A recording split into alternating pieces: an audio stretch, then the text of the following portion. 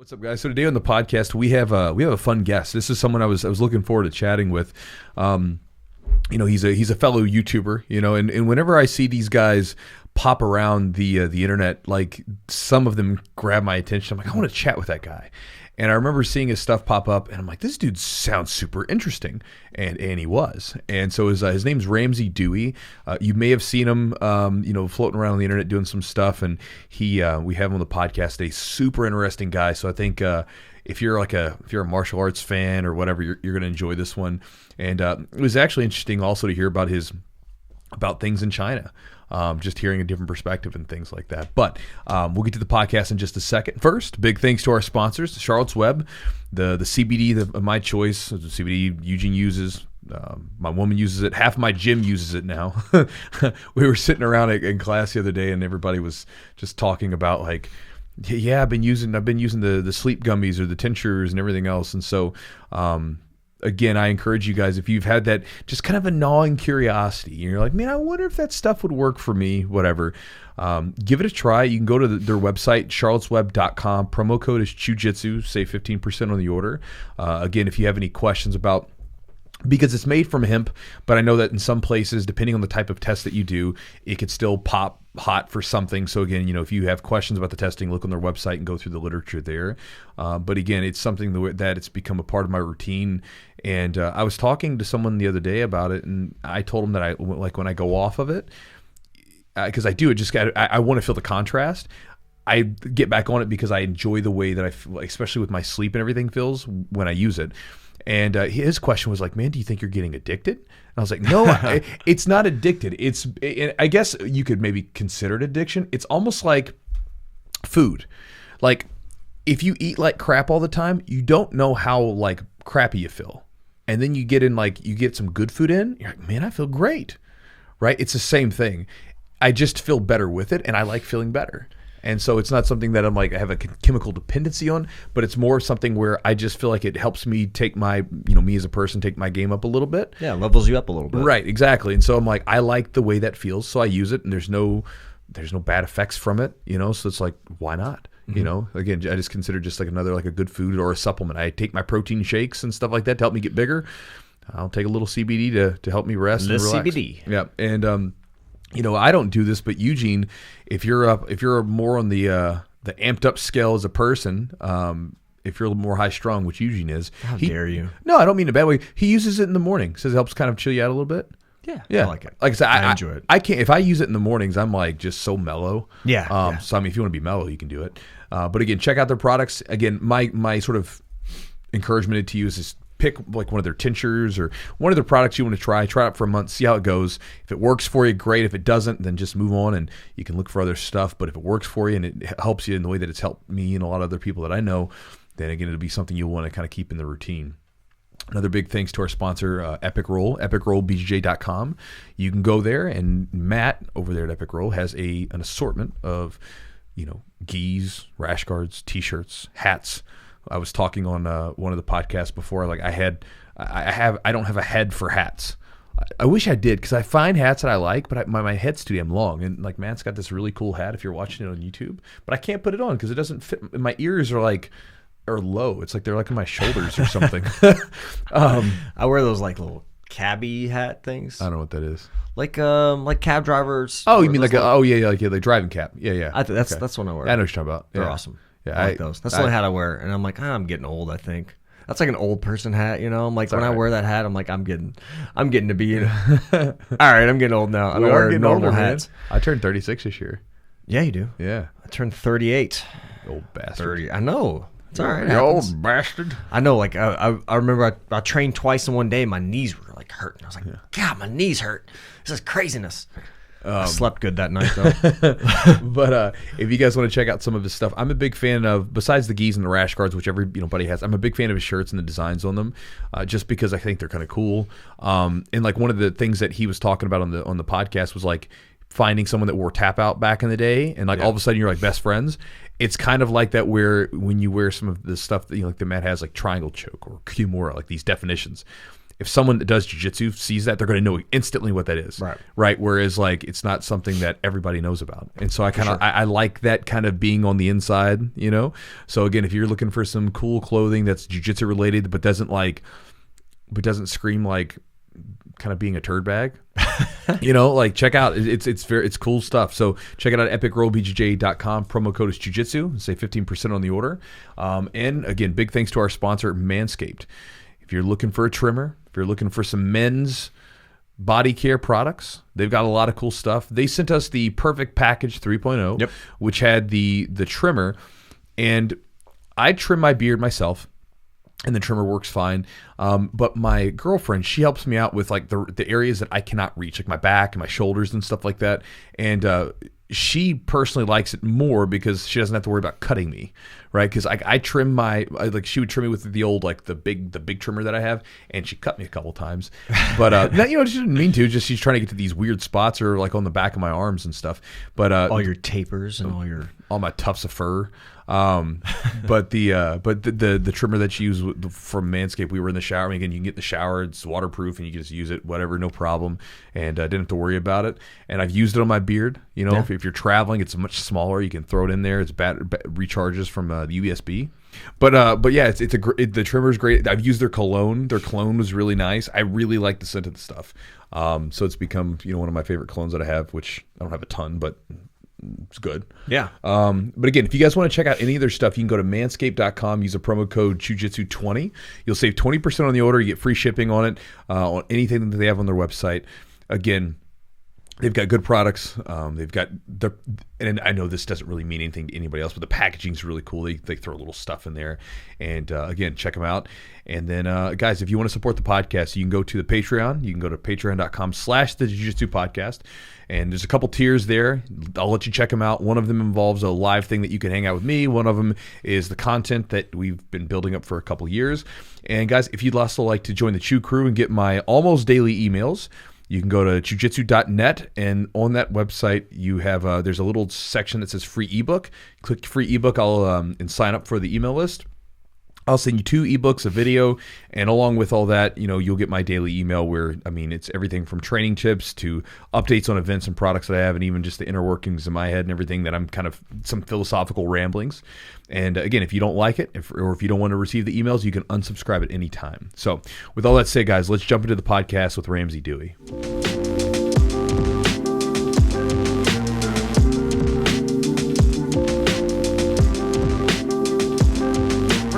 Curious, like, how did you end up in China? Where are you from originally? Like, how are you end up in China? Okay. Yeah, so I grew up in the great state of Idaho. My family's from England. I grew up in the U.S.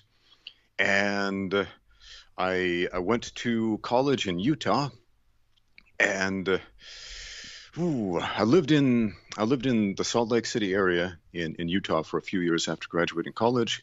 And my wife and we had this wild idea. Let's go to China and see what that's like. We thought maybe we'll stay there for a year or two. I ended up teaching some classes at a university here for a while, and I decided I liked being in China, and so I stayed.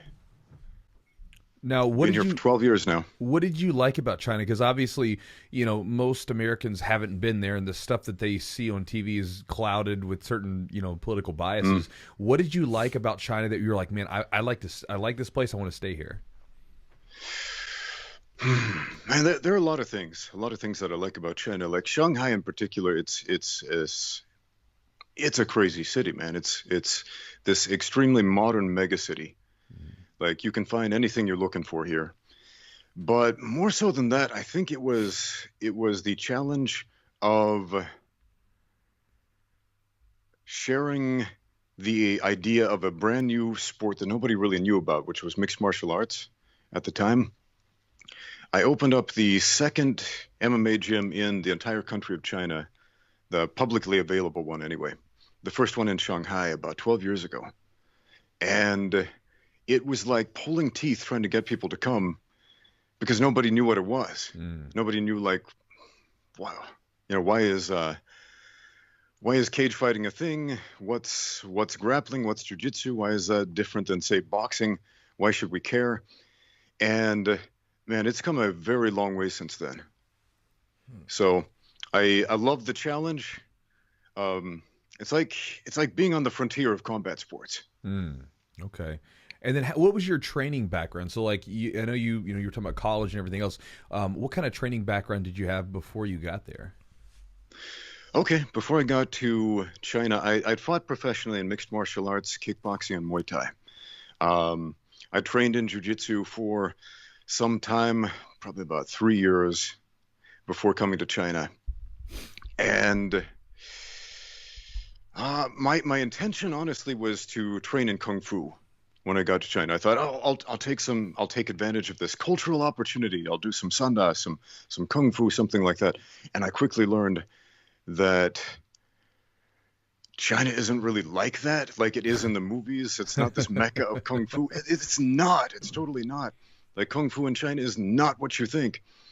It's this really niche thing. Like, nobody really cares about it here except maybe a couple of old guys who do some forms out in the park in the morning once in a while. Yeah, there are some touristy Kung Fu schools and whatnot, but it's that dream was very quickly shattered, if you will. And I started getting some offers for fights. For example, my first fight in China, the Xi'an Sports University had a team they were putting together that was called the China Top Team, and they were hosting this very weirdly named MMA show called Ultimate Wrestle in English. Yes, that was the name, Ultimate Wrestle. There's always like like the translations. You probably what is that thing like? They've got that website. It's called English or something like that. And they have all the method translations. Oh man, I love English.com. It's great, man. Yeah, it's great. I've never heard of this. People say it's not PC, but that's exactly what happens in real life. Go to China, see the English signs on the walls. That's what it's like everywhere. They got better over the years. They did. It's better than it was 12 years ago. Yeah, Ultimate Wrestle. So I remember they invited me and some other foreign fighters to compete, and I was thinking like, I'm ready to hang up the gloves or whatever. But I got talked into competing, and the money was pretty good compared to what I was making in the U.S. I think my highest paycheck for a fight in the U.S. was something like $350, which it's not that much, and they're offering me substantially more, and my eyes saw dollar signs or yuan signs, if you will, and so I jumped back in, and there were so many fixed fights back in the day, like that whole show, man, it was rigged, totally rigged, but it got better. I think that's one of the overarching themes is combat sports got better in China. But it took a very long time. Like, what's the main martial art there, and what was some of the resistance you saw with Jiu-Jitsu and those type of things, and MMA in general? Okay, the most popular martial art in China is Taekwondo, and that surprises a lot of people. It's the most popular martial art worldwide. Yeah, and it's especially popular in China because it's an Olympic sport. And also there's this very strong culture of conformity in China. And this is also one of the reasons why Jiu-Jitsu has started to catch on, because it's systematic. You wear a uniform, you line up and you bow. Like traditional martial arts like that, like Taekwondo, like Judo, like Jiu-Jitsu, where you put on the uniform, you line up, you bow, there are certain traditions that you observe. They tend to go over really well. But again, Jiu-Jitsu is still a very niche sport in China. It's come just for contrast, 12 years ago, when I got to China, there were like 2 guys who were ranked in Jiu-Jitsu at all with blue belts, and that was it. And up in Xi'an, there was a guy, Von Anderson, I think he was a white belt in Jiu-Jitsu at the time, but he was like one of the most knowledgeable guys there at the time. He was helping to coach the China Top Team at the Xi'an Sports University. And then up in Beijing at the Black Tiger Gym where Zhang Weili trains now, there was a couple of guys who knew a couple of things, basically. Like you could count on your fingers the number of people who knew anything about Jiu-Jitsu, if you will, in China. I think back then there was also a guy from the U.S. coaching at a gym in Beijing for a brief a period of time as well, who was a black belt, but then he went back home. But right now, yeah, there are actually some Chinese black belts out there, which is, it's huge. It's huge. It's still like, a drop in the bucket, but it's come a long way. But yeah, as far as what martial arts are big here in China, again, Taekwondo, Judo is probably a close second because, again, it's an Olympic sport. It has all the traditions and the uniformity and the conformity that appeals to the culture here. And yeah, the more modern combat sports, Brazilian Jiu-Jitsu, MMA, it's getting to the point where people know what those things are. Because, man, before, if you try to explain what MMA was, like even if you use the Chinese expression 综合格斗, which is how you literally translate MMA, it means integrated combat, people would just raise their eyebrows and be like, what? But now you can say MMA, and a lot of people will know what that means if you say it in English, MMA, as opposed to 综合格斗, which still confuses a lot of people.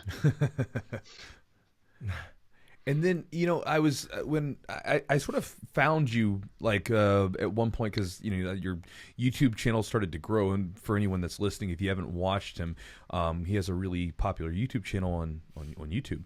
And I was looking through some of your stuff, and you're a professional dancer as well. Yes, I used to dance professionally. I've got a degree in modern dance from Brigham Young University. And yeah, after college, I got a couple of gigs doing ballet, not modern, weirdly, because there are just more job offers in classical ballet than modern dance out there. But yeah, that shocks a lot of people. Well, yeah, it was just something like, because you have this little promo thing for the channel, and it's like, you're a mixed martial artist, you're a fighter, you've fought all these different places, you're just kind of going down this very fighting oriented thing. And then I'm also a professional dancer. Like, what wasn't expecting that. It's not something you hear all the time from people. How did you get into dancing? And, along with that, what kind of effect do you think it had on your ability as I imagine you're primarily more of a striker, I would imagine, right? So what kind of effect did it have on that? Ooh, well, to give you a really quick answer here, a lot of people tend to think that dancing makes you a better fighter. It makes you a better athlete in many ways, and anything that makes you a better athlete makes you a better fighter. But the connections are often very tenuous. I got into dance as an adult at age 22, which is really late to get into dance, because most people who dance professionally tend to start at a very early age. I had this near-death experience at age 21. Ended up hospitalized because of some intestinal issues. Like basically my gut stopped working and I needed a bunch of surgeries to fix that. And I remember thinking like, man, this sucks. I'm dying here in a hospital bed. I haven't done what I want to do.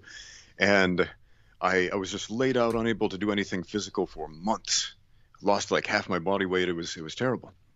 I remember sometime later I ended up watching a modern dance performance, and it just seemed really deep and meaningful and kind of spoke to me. And I was like, man, I want to do that. I want to do something, some sort of physical expression of the body that is deep and meaningful to people who watch that. And so I decided to take some dance classes. I took some ballet classes and modern classes, and eventually ended up, getting a degree in modern dance, which was extremely difficult because I'm not a naturally coordinated person. Absolutely not. But I did it. It was probably the most difficult thing I've ever done in my life, to be honest. Probably more difficult than fighting. I mean, fighting it's very pragmatic. You win or you lose. And in dancing, it's extremely subjective. And yeah, man, that's how art is. But the crossover, probably the biggest crossover from dance to martial arts, is muscle memory. So one of the biggest parts of dancing is auditioning.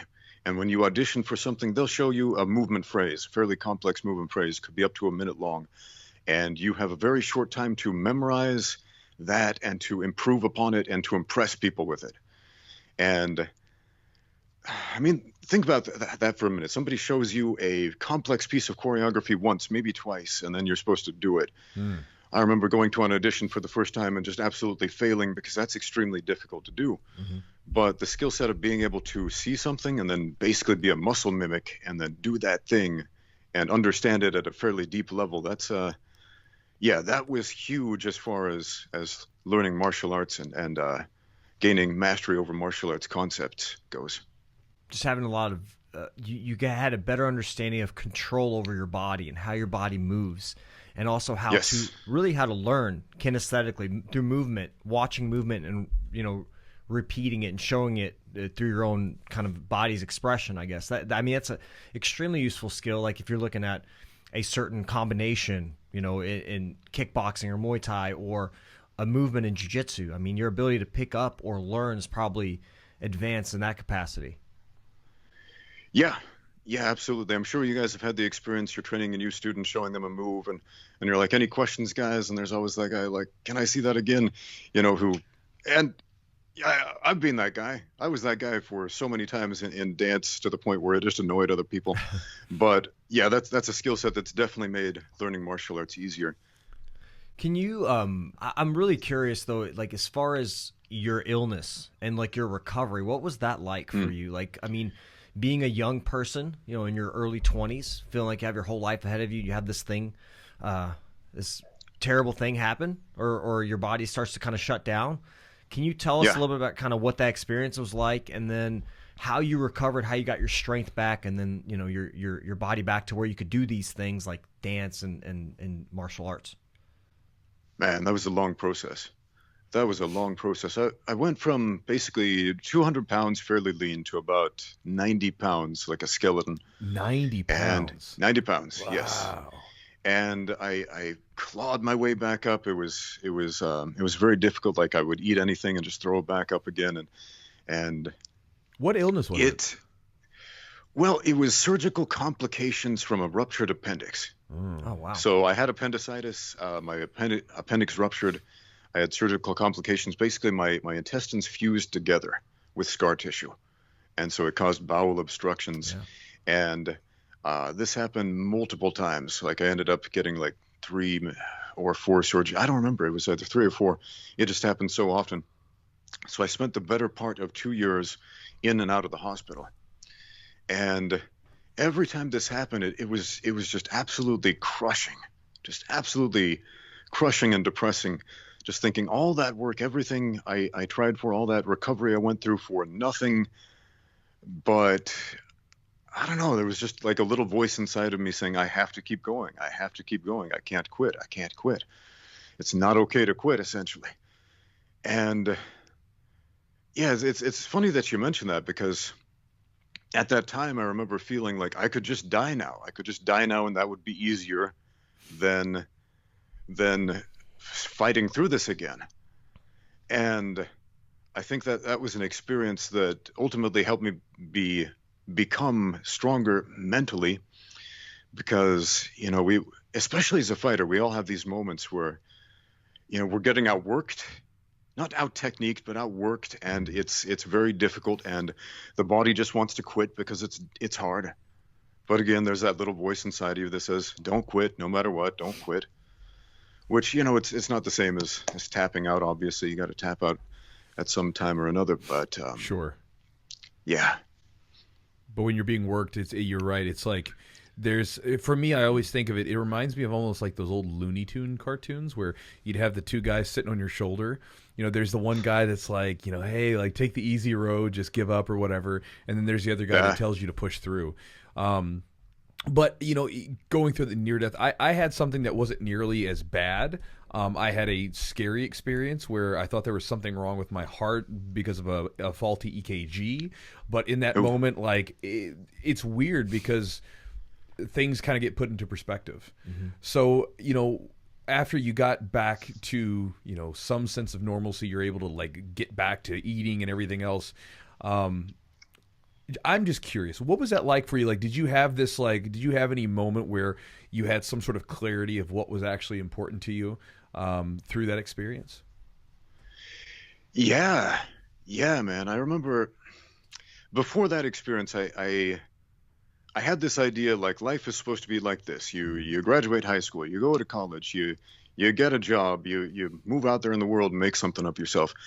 And at this moment, so much of that normal life just fell away. It just seemed like, man, that's such an illusion.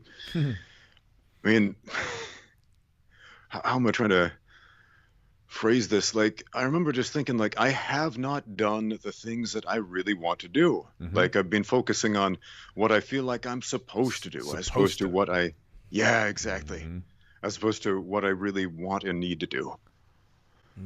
Yeah, the supposed tos. You know, that's yeah. It's an interesting thing because it's hard to like kind of come to that. And so I imagine, just sort of thinking about this, like that probably, like I said, led you to dance. And I imagine that willingness to be able to, look at something and say, you know what, I'm going to go to China. Like, let's do it. Because, a lot of people have these desires to want to go and do these, what seems to be like crazy things. But then they don't because they feel like they shouldn't, or it'll be irresponsible, or they're not supposed to.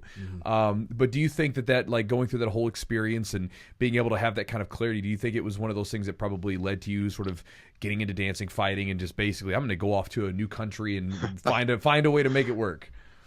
Absolutely, man. Absolutely. If it wasn't for that experience, I probably wouldn't be here right now.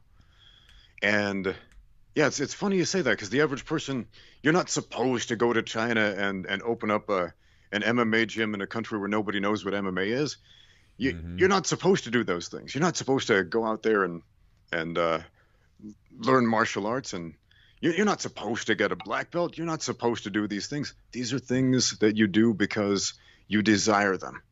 These are things you do because you have a passion for it. Yeah, these are things you do because you break the rules, man. Well, what is that? Is it? Am I thinking? I could be thinking about it incorrectly. What is it? Nietzsche's work where he talks about the dragon. He's like, there's the dragon, which I guess you could compare to like the Freudian superego, but like the society. But there's the dragon, and on each scale is a thou shalt. Right, like the rules that society tries to place on you, right? You grow up with it, where like you said, you have this picture of what life is supposed to be like, and then all of a sudden you're like, well, that's an illusion because that's a story we've all kind of agreed upon, and it's not necessarily always true. Yeah, man, absolutely. I mean, that's one of the most common questions I get. Like, why did you move to China? How did you move to China? And ultimately, it came down to, I bought a plane ticket, got on a plane and flew over here. And that's not a very compelling story. I mean, people want a narrative behind that. Well, I think from an American set of like American perspectives, like when we think of China, it's skewed because we haven't been there. We haven't met a lot of people from China. So it's skewed from what we see sometimes of, again, because just like everywhere else, if you were to look at America and look at it only from, say, like the political spectrum, and like, and actually not the people, it's going to be very different, right? And that's one I guess thing I'm curious about. What are some differences just maybe like in sort of the day-to-day culture or life, like in China versus what you were used to back in the U.S.? Oh man, I mean, there's too many to name, I'm sure, but if anything that big that might pop into your head. Yeah, man. Every time I've been back to the U.S., and I haven't been back that often in the last 12 years, but I experienced reverse culture shock because I've kind of forgot what it's like in the U.S. in many ways, and so I go back. I'm like, oh yeah, that's how it is here. Whoa, weird. It's so different. There are so many things. So when you come back to the U.S. and you're like, and you have like one of those reverse culture shocks, what is it? What is it like? What's an example? You don't have to do too many or something, but like when you come back and you say, oh man, I forgot this is how we do things over here. Like what are those things about? Probably the first thing that stands out is Americans having normal jobs. Let me explain. Like every American I know over here, like they work for the U.S. Embassy, or they're a big time businessman or something like that. Yeah. And then I go over to the U.S. and I see Americans like working as cashiers or something. I'm like, whoa, okay, wow, Americans with normal jobs. That's interesting. But yeah, that's definitely the first thing that stands out. Okay. But Chinese culture is radically different in a lot of ways. Like one of the big things is the concept of saving face, and this is this is something that you can explain, but you don't really understand until you experience it. Mm-hmm. It's this idea that you must give people a face-saving exit, essentially. You can't publicly embarrass people. Ah. If you do that, I mean, that's one of the biggest social faux pas. Which obviously is the exact opposite, because over here everybody's looking to slam dunk on someone publicly, right?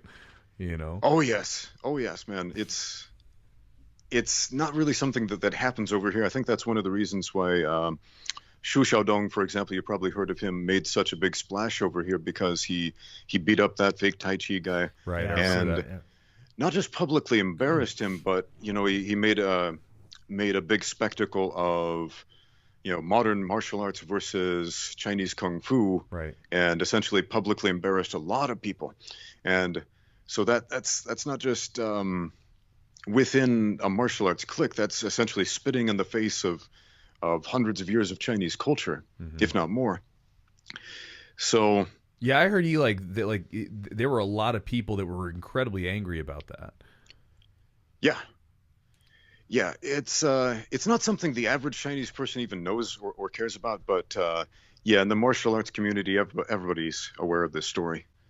Do you think it's what he did, or more or less how he did it, like the making a spectacle? I mean, proving that your martial art is effective, useful, and that some of these other ones are not.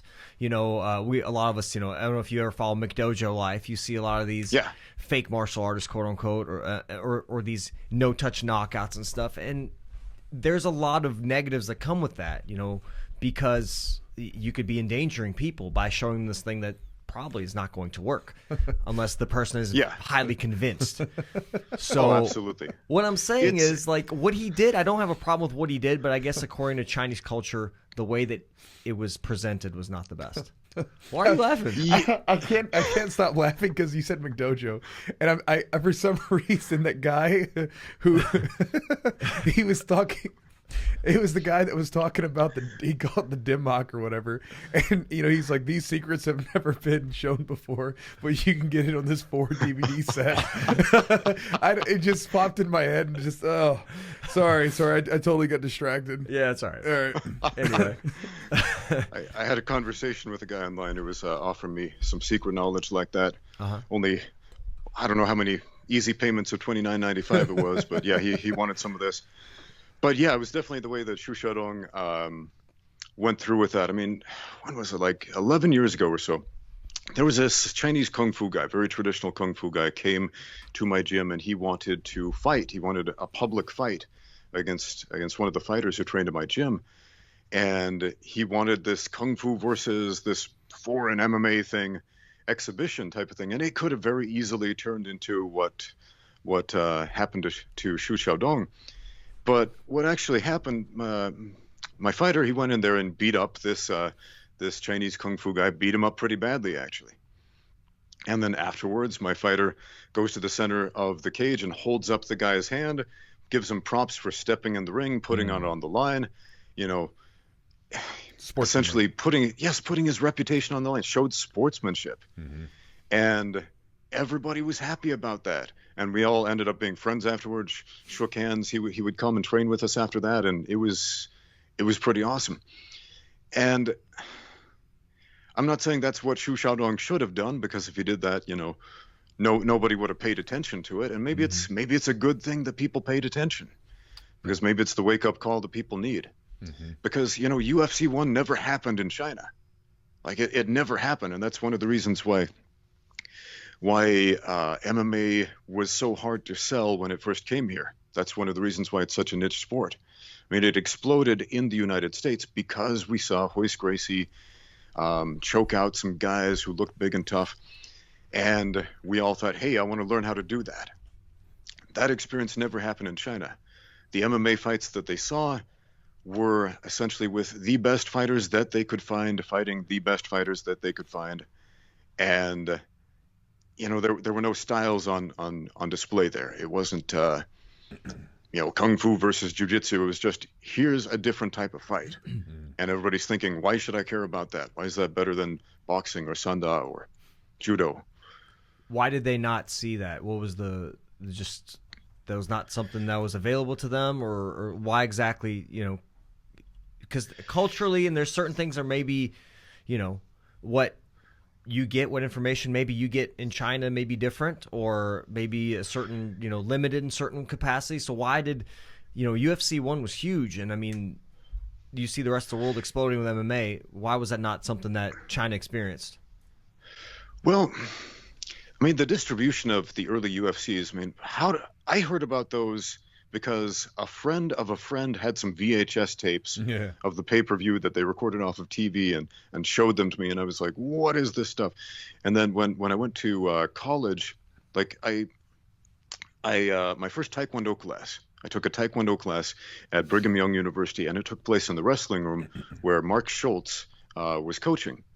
Mark Schultz, wrestling coach, they made a movie about him and his brother, Fox. Yeah, he was a monster. And Mark fought in the UFC, like what UFC, he did. Like 8 or something like that? UFC 9 or 8? He did. I don't recall which one. Yeah. And he almost lost his coaching job because of that. Because, again, BYU is like the most conservative university in the U.S., and they were like, it's either this cage fighting thing or coaching. You decide. But I remember the first day, the Taekwondo coach, he said, whatever you do, don't scratch the mats. Because the wrestling coach, he'll get really mad at me, and he's a real fighter, not like me. And I'm like, what do you mean not like you? You're a 6th-degree black belt. He's like, no, you don't understand. This guy fights in a cage with no rules, no weight classes. And I was like, what is this demon cage fighting he's talking about? This sounds serious. And yeah, man, that was how I first heard about the UFC. This was back in 1996. And yeah, UFC 1 that came out in 1993. So I don't think it was even well known in the U.S. until how long? Ultimate like the late Fighter? 90s, early 2000s. 2000. I mean, Yeah. the Ultimate Fighter 2000 was it 2004, 2005? Yeah. Actually, no, it was 2005. I think is when they had the finale with Stephan Bonner and Forrest Griffin when they fought. Because I remember because I started Jiu-Jitsu in 2003, and I'd been wanting to do it, and I remember telling people about it, and they're like, what are you doing? And I was like, well, this thing that like I remember I would come because I used to serve wait tables, and I remember I'd come in with like black eyes and stuff from jiu-jitsu practice, and they'd say, what happened to you? You get in fights? Like, no, I was doing jiu-jitsu. And they're like, what is that? And I'm like, well, have you ever seen that thing where the guys fight in the cage? And they're like, no. And I remember explaining my first amateur fight to someone, and they're looking at me like, well, what? Like, what is this? And it wasn't until the Stephan Bonner thing happened where people started to come around. Right. And I mean, honestly, I don't feel like it became like a household normal thing where everybody kind of saw it, until like you get into like the 2010s. That's where I really feel like that was at that point where that's where everybody knew what it was. Even if you were just like, you weren't even a fan, you kind of knew about it. Mm-hmm. Yeah, exactly. And so in 2009, when I came here to China, like people who had seen the UFC, they saw the modern UFC. They didn't see essentially jiu-jitsu versus boxing versus wrestling, etc. They saw just a different type of fighting. And even then, it was very, very few people who'd seen it. Like I remember early on, I saw this Chinese dude wearing a tap-out shirt. And I remember back when I lived in the US, people wearing tap-out shirts kind of had this reputation like, he's I don't know, just this weird reputation like, what's the word I'm looking for? Like he's a poser. Yeah, exactly. Well, it started off those guys because I remember like in 2003, I remember 2002, I was wrestling in high school, and I remember I had a tap out like shirt, and another guy had a tap out shirt because we would watch MMA. And I remember me and this guy were like on different teams, but we saw each other in the room and we instantly said, "Oh, dude, what's up?" And we started fighting because we knew. Yeah.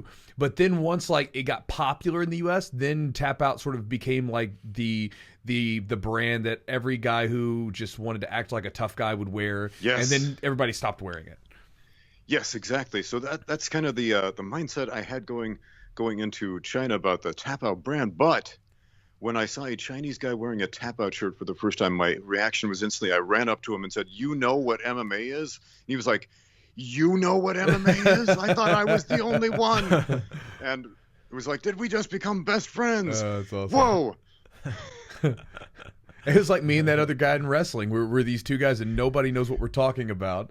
And you have this bond because of this T-shirt. Yeah, exactly. But wasn't it like exactly? It's like you're on the underground, like this thing that nobody else knows. It was just kind of it's kind of interesting now, like what it's become.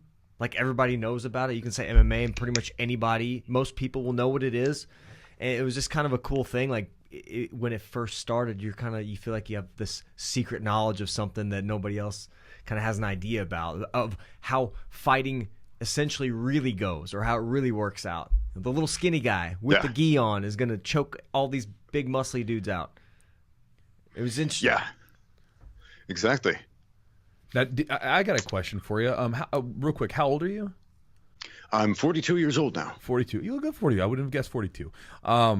Did you? Well, I don't know. Is that a bad probably thing? that good diet he's on. Yeah, right. Did you grow up watching Bloodsport? Oh yeah, absolutely.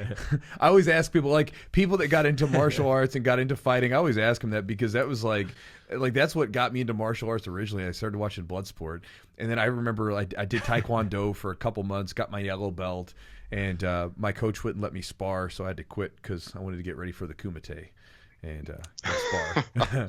You really did actually do Kumite. I quit in real life. You did it though. Well, they had a name fighting for in it. a cage. So here, man, kind of going back to like martial arts and kind of maybe martial arts beefs. One of the first places or the first times I saw you pop up, and I'm curious about how this whole thing started, was with the I think he does Wing Chun, Master Wong. Is that what it is? Yeah. So like I saw that dude, and he's just so energetic. Like he's like, you got to take the guy, and you got to grab him by the nuts. You got to show his face to the. You got to grab him. Just he's so crazy. Exactly. And I would watch some of his videos just because I was entertained by listening to him tell someone he was gonna like punch him in the face, grab their nuts, shove him in the guy's mouth, and then punch him and make him throw him back up. I mean, the most ridiculous stuff. And then I see you guys were going back and forth. How did that whole thing start, and what was it about? Okay, well, I had this series of videos on my YouTube channel where I would try out bad women's self-defense techniques. Hey, real quick, so I didn't know this. Did you try the one where you try to get out of a rear naked choke by pulling your head down and with your chin? Yes. Oh God. Yes, okay, good. Exactly. Ladies of America, or what was that called? Yeah. What was it? Yeah, Lady of America. Exactly, that one. So we had this series where these techniques that can be instantly shut down with mild resistance just end up with instant comedy. And a bunch of my viewers said, "Hey, you should do one of these with Master Wong." And I didn't really know who Master Wong was, so I looked at some of his videos, and it was exactly like you were saying, this untestable stuff, like rip his genitals off and stick them in his mouth. Yeah. And like you can't test that. I mean, it's all fantasy. But people kept saying, do Master Wong, do Master Wong, do Master Wong. And then somebody sent me a video where he's doing a rear naked choke.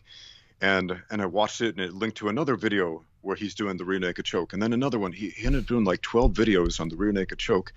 And I'm noticing, like it's not perfect. There's some flaws in it. He's giving his opponent some bunch of space in the neck and so on.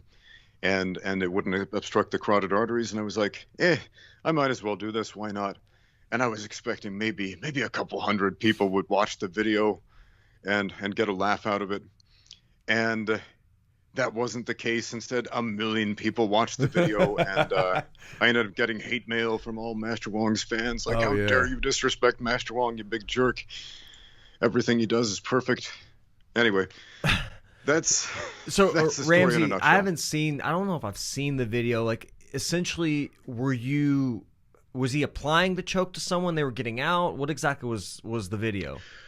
Well, it was a critique of two things: how he applied the rear naked choke, how he taught the rear naked choke, and also how he suggested escaping from it, which was basically try to gouge the guy's eyes out and elbow him in the guts and hammer fist him in the groin.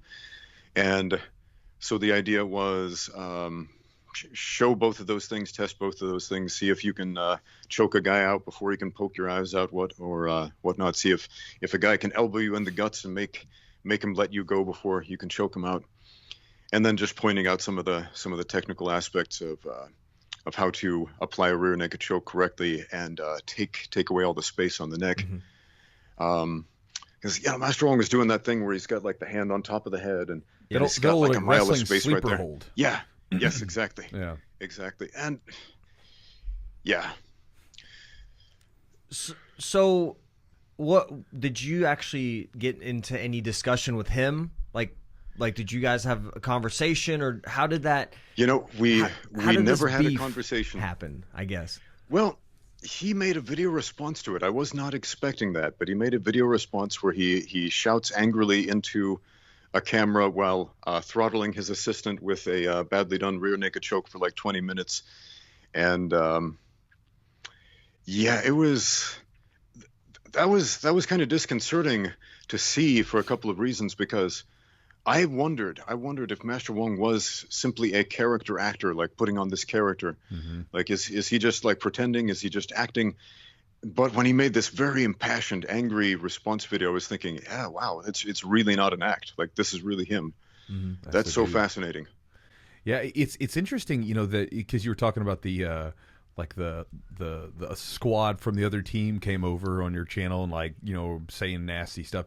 It's interesting that you can show someone, hey, listen, this is probably not the best idea. This is not the way to do it, whatever, and just show it. And even in the face of that, people don't like to have their illusions destroyed, and they'll continue to believe whatever. Mm-hmm. It's so surprising to me, because it's like, okay, you're just showing about how to do the stuff correctly, but instead of taking. But at the same time, I understand exactly where he's coming from. I remember way back when I made a YouTube video. When was this? Like 13 years ago, on an escape from a triangle choke that I really liked. And with my buddies that I was training with, it seemed to work pretty well. They weren't great jiu-jitsu guys. They were pretty much beginners, but it seemed to work pretty well. And I made this video, put it up on YouTube, and I got a comment from Jeremy Horn, former UFC champion Jeremy Horn.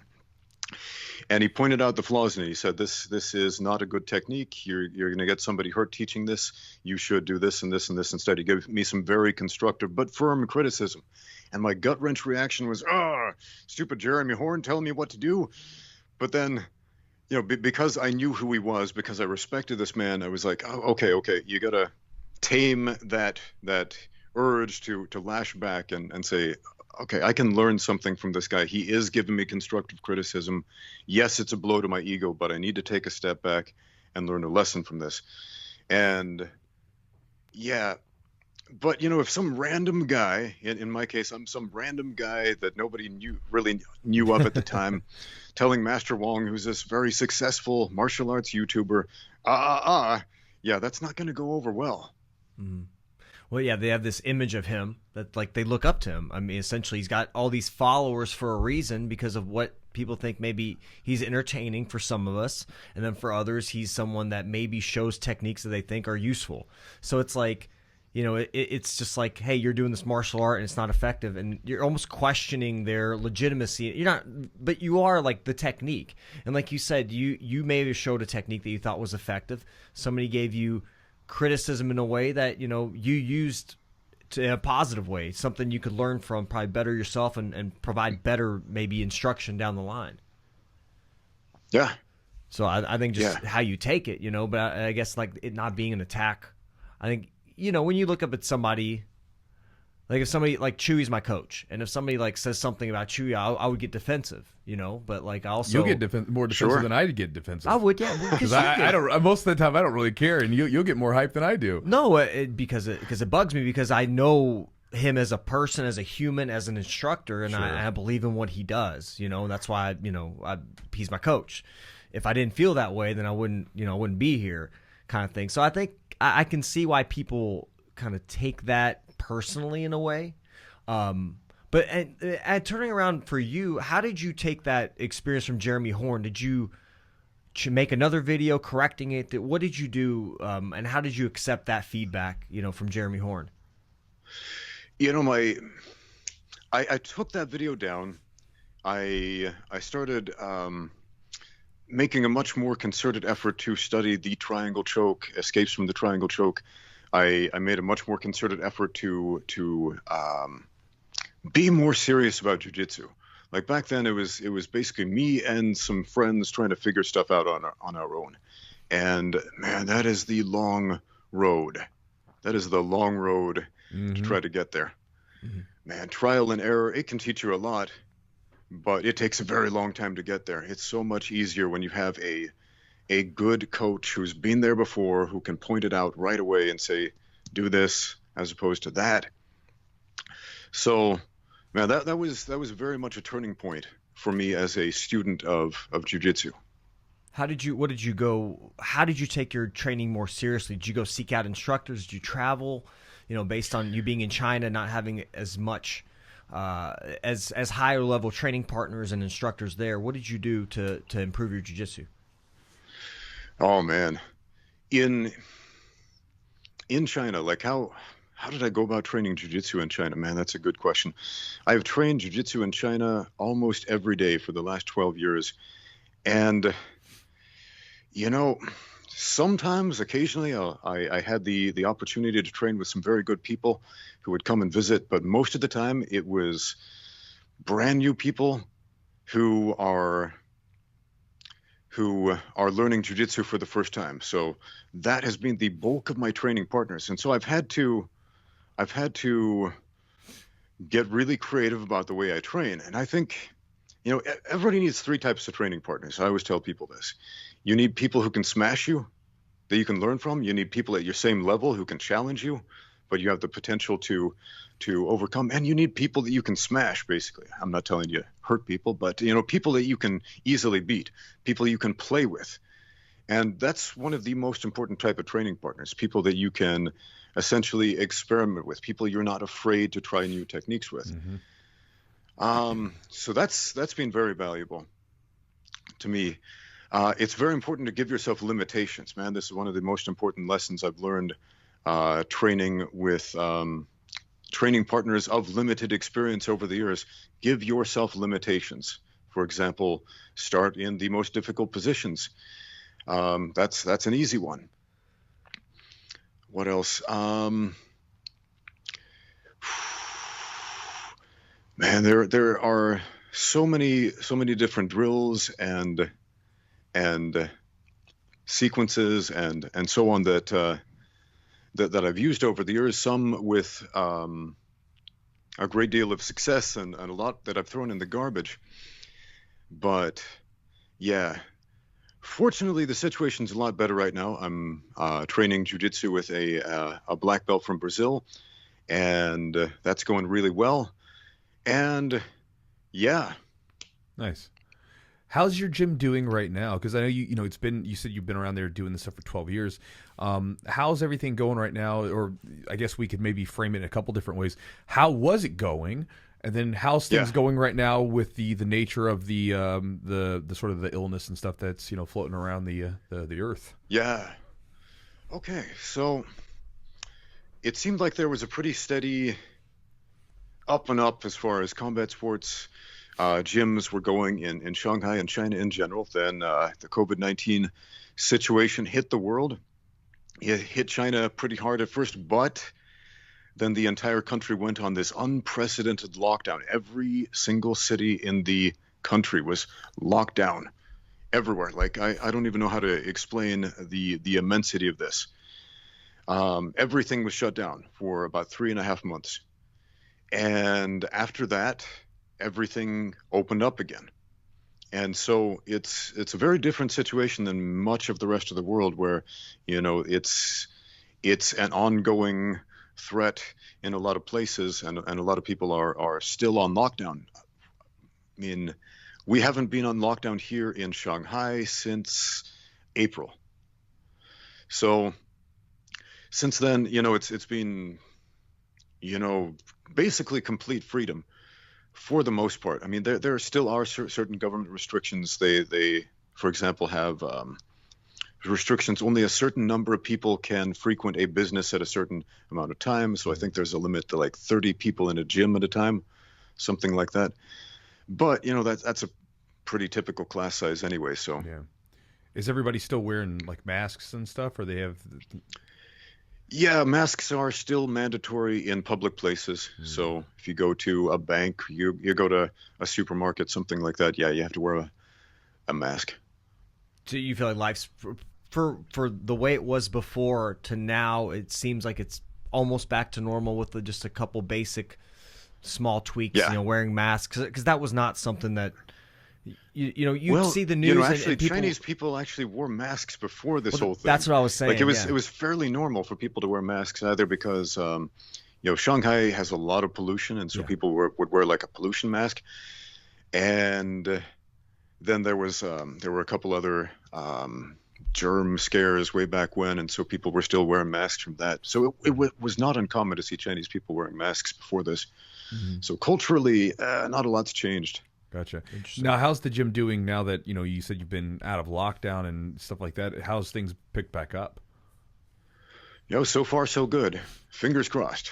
But yeah, seems to be doing well. Awesome. And then does the black belt, does he train at your gym or does he train at another gym?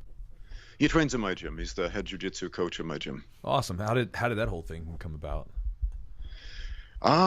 Well, he was living in Harbin, China, which is like way north in China. It's like the icy cold part of China. Okay. And I think I just unplugged my headphones. Just a second.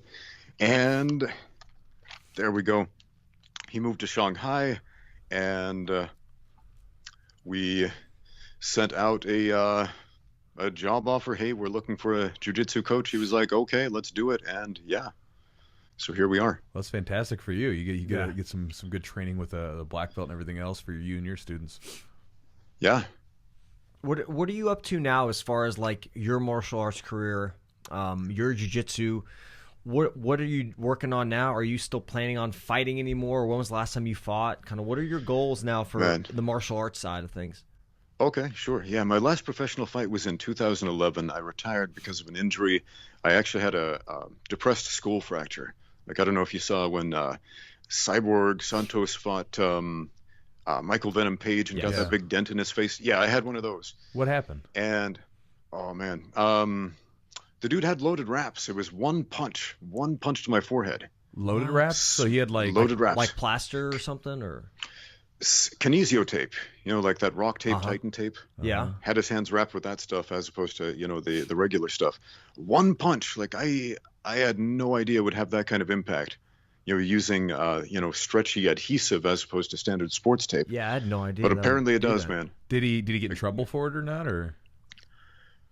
No, I mean it was the promoter who gave that tape out. Oh, wow. Like I wasn't wearing it. I was like, what's this for? But a lot of the other fighters put that stuff on, and some of the fighters I remember backstage were throwing up blood after their fights. I'm like, what's this all about? Then I found myself I was throwing up blood after the fight as well. So I wasn't the only one who ended up with skull fractures from that event. Holy crap. But yeah, man, I ended up with a blind spot in one eye, skull fractures, hospitalized for a while, and a bunch of doctors telling me, you'll never fight again. And I was like, I want a second opinion. And I got a second opinion. You'll never fight again. I want a third opinion. The third doctor said, well, you could fight again. It's just going to be really, really dangerous, and I wouldn't recommend it. I was like, well, I'll quit on my own accord then. You put the ball in your court, right? So that's kind of somebody that you don't want to be told that you can't do something, but like, hey, you make the decision, but here's the risks. Yeah. And you decide, yeah. I tell you what, though, that was painful. That was a very painful decision to make because, whether or not you're any good at fighting, combat addiction is a very real thing. Like if you've been doing this for a long time, getting used to the thrill of getting into a cage and people cheering and booing and trading punches and all this stuff, it's very exciting and it's very addictive. Yeah. And so somebody telling you can't do this anymore and having to hang up the gloves, man, that hurts. Mm-hmm. It's a weird experience. But yeah, I went through that, and like still to this day when I watch MMA events, when I'm coaching fighters and whatnot, I find myself like moving as if I were in the cage involuntarily, like, do this, not that, and that sort of thing. But where I am as far as martial arts today, again, my role is 100% as a coach right now, although I do have a friend trying to talk me into taking another fight right now. And part of me is seriously entertaining that notion because I'm much better technically now than I was back then. Yeah. But at the same time, I'm also 42 years old and I got a hole in my head and a blind spot and all this. And so, Is that blind spot still there in your vision? It's still there. It's better than it was, but it's still there. It's kind of a black floater going around. So, yeah, man, this is something. It's like the angel devil on each shoulder we were talking about before. Have you talked to your wife about it? Do it. No, I know exactly what she would say. No. the voice of reason when guys want to like do bad things, right? Exactly. Yeah. Exactly. Did you have surgery to fix it? You had like the same thing? Did you have a type of surgical procedure like the plates and everything to repair? You know, I didn't. I had a couple of consultations about that. Now, I don't have a very pronounced frontal brow like, say, Evangelista Cyborg Santos. Man, he has a giant one, and so that was very noticeable. It looked like a giant fist-shaped dent in his head. And so when I talked to the doctors about this, they said, okay, here's what we can do. We will cut your face off. We'll make an incision from one ear up the forehead, down to the other ear, basically where my headphones are lying on my head. We'll peel your face off. We'll take out the bone fragments. We'll bolt it back together with titanium ligatures, and then we will staple your face back on. And here was the hilarious part. The doctor said, and then the scar will be invisible under your hairline. And he said this to my face in person. I looked at him. I said, you bald Doctor, at the time? Yes. I said, doctor, you realize I have no hair. And he said, whoa, in that case, the scar will be very visible. So I said, look, I said, if I get this surgery, will I be able to fight again? He said, no, this is just cosmetic. It's just going to fix that dent in your face. Cosmetic. It's not actually going to make it stronger. And I was like, so what happens if I don't have the surgery? He said, well, it'll heal, but you'll still have a dent in your forehead. I was like, okay, I'll go with option number 2 then. Yeah, instead of looking like Frankenstein, right? Yes. Yes, exactly. The hair part. Yeah. Now, man, going back to that fight, like when you got hit, was it like instantly like you're done, or did you continue to fight, or like was it just that was it? I'll tell you what I remember. Okay. So I'm in the locker room and I'm getting warmed up for this fight. And I'm doing some shadow boxing, and I come up to my corner man and I say, hey, how much longer until my fight? And he says, dude, sit down. You just got knocked out. I'm like, what are you talking about? Yeah. I'm like, when's my fight? Quit kidding around. He's like, seriously, look in the mirror. You got a dent in your face. You got knocked out. And suddenly I remember feeling really dizzy, and then I start throwing up blood. Oof. And I'm like, whoa, what is happening? I didn't fight. It's not fair. Yeah. So I had no memory of the fight happening. I slowly started remembering it like backwards. Kind of like that movie Memento. Have you ever seen that? That dude remembers everything backwards. Mild spoiler alert. Yeah, man. So there was some short-term memory loss there. Yeah, you got a good concussion. Yeah.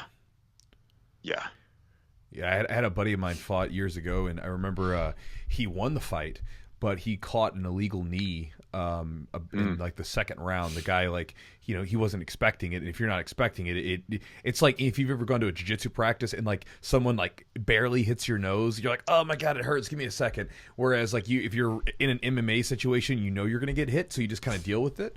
But he was down on his knees, and the guy just nailed him with a knee to the face. You know, they continued the fight afterwards, but he was concussed from it, and he had broke his hand in one of the rounds, and he would basically have to flex his hand to put it in place, and he'd punch the guy, and he'd have to reflex it to put it back into place in the middle of the fight. But you know, after the fight was over, he's like, you know, I love you, baby, talking to his wife on the thing, and he's chatting with everybody. Then when we sat down right in the back, he was like looking at me, and he looked at me and goes, Chewy, did I win? I said, yeah, bro, you won the fight, man. And then he like looks at me and he's like, dude, my hand's broken. And then he would go through these like 3 questions or whatever, and then it would stop, and he would look back at me, Chewy, did I win the fight? Like what? You know, then you would go through that sort of cycle over and over again. It's a scary thing.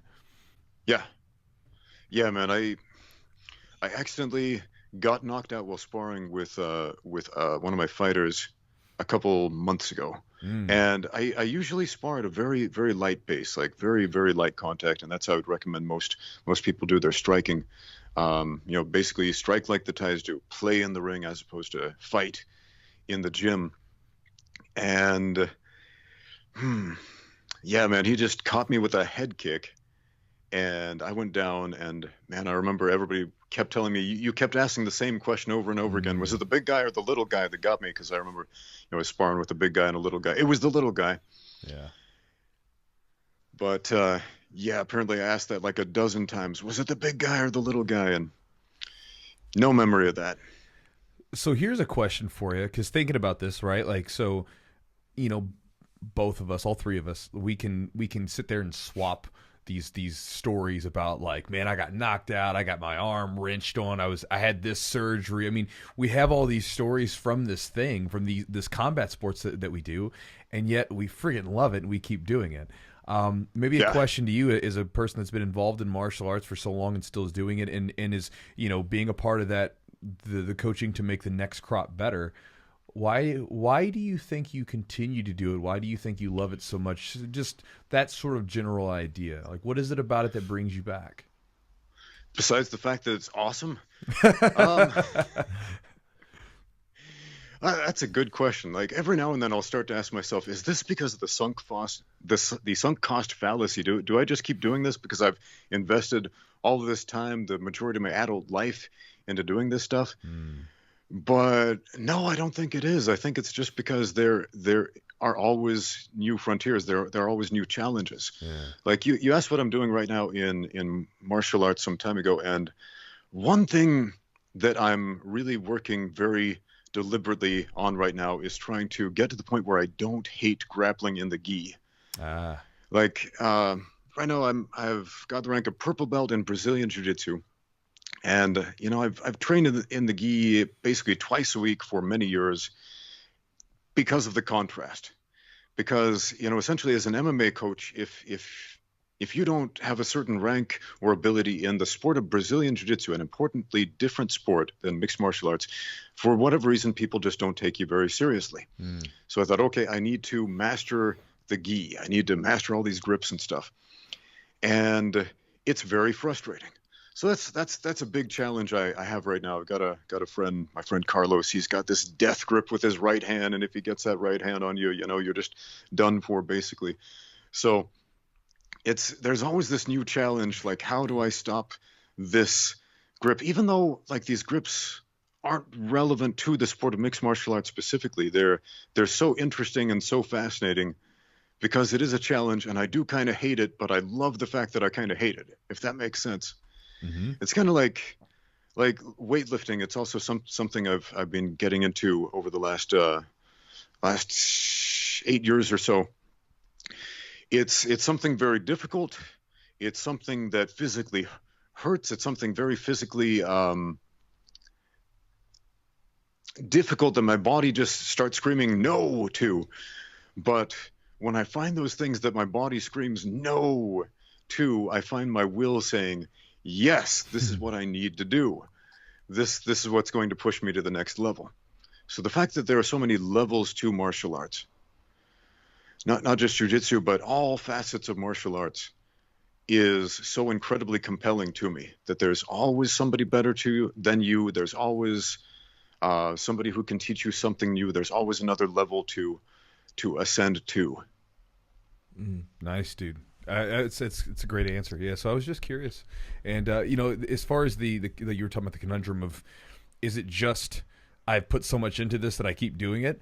My I don't want to call it a near-death experience. It was more of I thought I was dying because of these faulty readings and this silly doctor.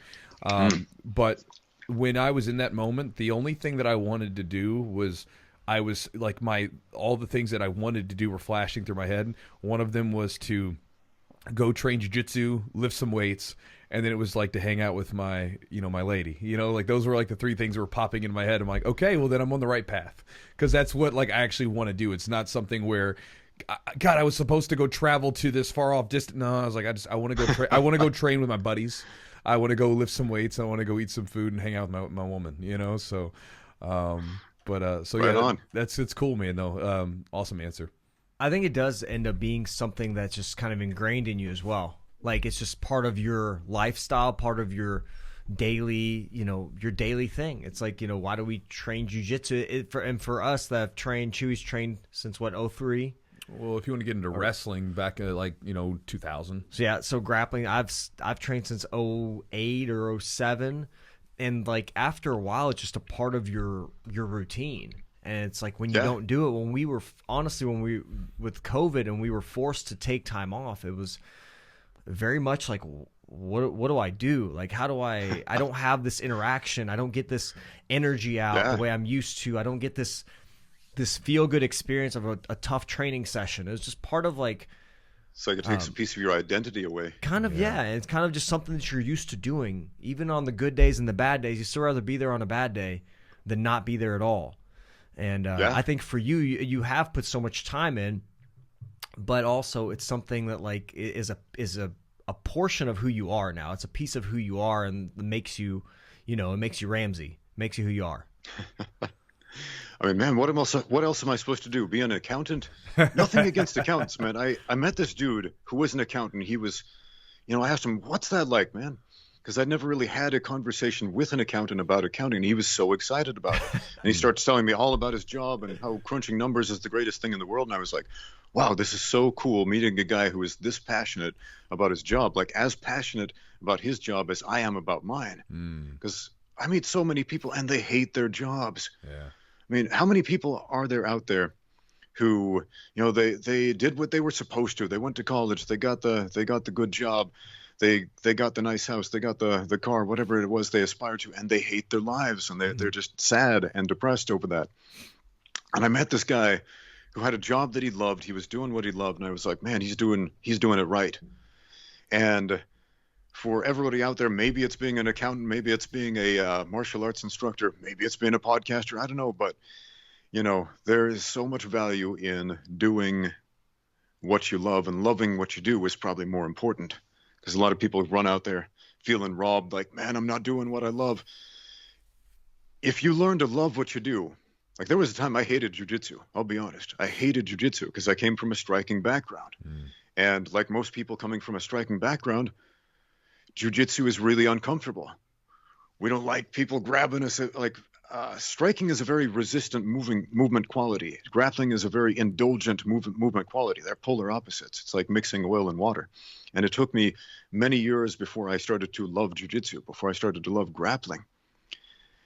And it was something I hated. My body said no to, but my will said, yes, I need to do this because this is what I need to make myself stronger. This is what I need to do to become a better fighter and succeed in combat sports. Whether I love it or not, I need to learn how to love it. Yeah, that's important. Yeah, I mean, just finding things that I think you've done that throughout your life, right? I think you've done that. You do these difficult things because they're difficult and they're going to make you better in the long run. So yeah. Well, brother, it's been a blast chatting with you. I'm glad we got a chance to have you on and get to know you a little bit more. Like I said, because I'd seen you pop up on YouTube all over the place, and so I wanted to have a chance to chat with you. If anybody's listening and they're like, man, this guy sounds pretty cool, I'd like to check out and see what he's up to, where can they find you? Yeah, check me out on YouTube, Ramsey Dewey. That's the name of my channel. That's my name. You can find me on Instagram as well. Occasionally I post things there. Also, Ramsey Dewey, that's my name. And yeah, Chewy, thank you so much for having me on the podcast. Been a big fan of your show for quite some time now. So yeah, absolute honor to be here. Awesome, brother. What's your gym called in China? What's the name of your gym? I'm actually at 2 different gyms right now. There's my first gym, we're actually having a name change right now. All right. Okay. We're having a name change, and we haven't come up with the new name yet. So that's to be announced. We'll call that the to be announced. The other gym, the Animal MMA gym, that's Kyle Rozuski's gym. Go check that one out. It's a great place to train animal MMA. So yeah. Thanks for your time, brother. Awesome, man. Yeah, you're very welcome. All right, guys. So hope you enjoyed that podcast with Ramsey. That was a fun one. Super interesting guy. So again, you can check out his stuff over on the YouTubes. And if you haven't checked out Master Wong, again, you may not be interested in Wing Chun or anything like that, but the videos are entertaining. He is very entertaining. Dude, like he's alive and he's out like after it. Like the energy the man puts into a video is just kind of fun to see. And he usually wears like tracksuits. Tracksuits, which yeah. is pretty awesome. I mean, I haven't watched him in a couple of years, but he was wearing tracksuits back in the day. But again, big thanks to our sponsors, Charlotte's Web. You can go to their website at charlottesweb.com. Promo code is Jiu-Jitsu. Save 15% on the order. EpicRollBJJ.com if you're looking for some cool jiu-jitsu gear or apparel. You can go to his website, EpicRollBJJ.com. Promo code is Jiu-Jitsu, 15% off the order. You can also go to Manscaped. Manscaped, if you're looking for any sort of men's grooming products, I want to call it that, grooming products. You can go to their website, manscaped.com. Jiu-Jitsu20 is the code. Save 20% off plus free shipping on everything. If you want to support the podcast, go to the Patreon, patreon.com/the Jiu-Jitsu podcast. Sign up for the tier that you'd like, depending on what you want. Or if you don't want to pay anything, you can go to YouTube. You can go to youtube.com, put in the Jiu-Jitsu podcast on the search, find the podcast YouTube channel, subscribe, because we're still trying to build it up. A lot of you guys have already done that. Big thanks. We hit over 1,000 this past week. So again, thanks to all of you guys that did that. It's awesome. And then, again, if you want to join the Chew Crew email list, you can go to jiu-jitsu.net, and you can go on there, and there's a little button that says free ebook. Click that, and I'll send you a couple free ebooks, a video, and you'll get my almost daily email. Subscribe, unsubscribe at any time, and that's that. So that's a wrap. Hope you guys enjoyed it. We'll talk to you next week.